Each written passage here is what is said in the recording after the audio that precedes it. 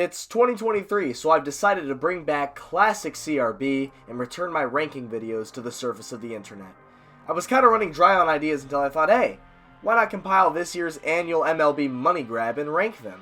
Welcome to the 2023 MLB Holiday Hats Ranked. While there are only a handful of specialty hats every year, I'm always curious to see how New Era finds ways to make each year's specialty hats unique in their own way and different from years past. At number 5, I have the Mother's Day hats, and it's not hard to see why. It's a sweet gesture, right, to honor the woman who raised you and got you to the big leagues and all that other shit, but the style just isn't there, and it really never has been. There's not really an easy way to do Mother's Day style hats, other than splashing some pink on the logo. They've had more colorful options in the past, but this is just not all that aesthetically pleasing. The light pink team logo thrown onto a khaki color hat just really makes it hard to stick out, and not to mention the busy-ass diamond-shaped flower-filled side patch. This year was just a downright miss for the Mother's Day hats. And, as you could have guessed, the Father's Day hats don't fall too far behind the Mother's Day hats. These aren't great either, but at least there's more color in these.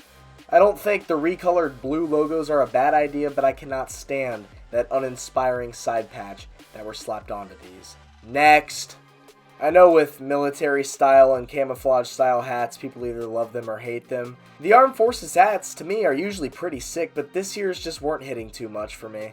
In prior years, I've been a pretty big fan of how New Era does different camouflage colors and patterns, giving the hats a true military look.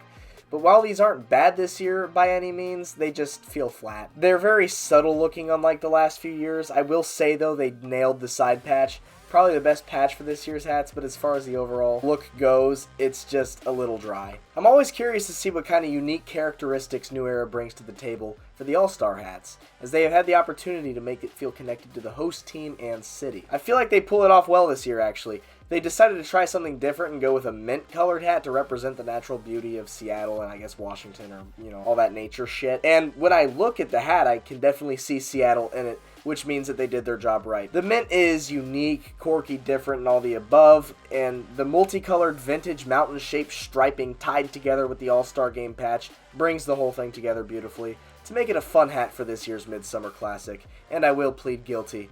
I already bought my Rays version of this. Ah yes, as is the case with almost every year, the Stars and Stripes collection turned out to be the best. Baseball is a staple of American culture, simply put, and integrating the gorgeous flag into the logos of Major League Baseball's teams, minus the Blue Jays of course, it's just beautiful. My only complaint with this year's hats, however, is that for a handful of teams, including the Rays, the design is extremely similar to 2018. There's only a subtle difference in the style between the 2 years, and overall there's just less going on with this version, but regardless of similarity to years past, these are the best of the best for this season's MLB holiday hats. Now please, tell me, what shitty ranking video should I make next? Bye.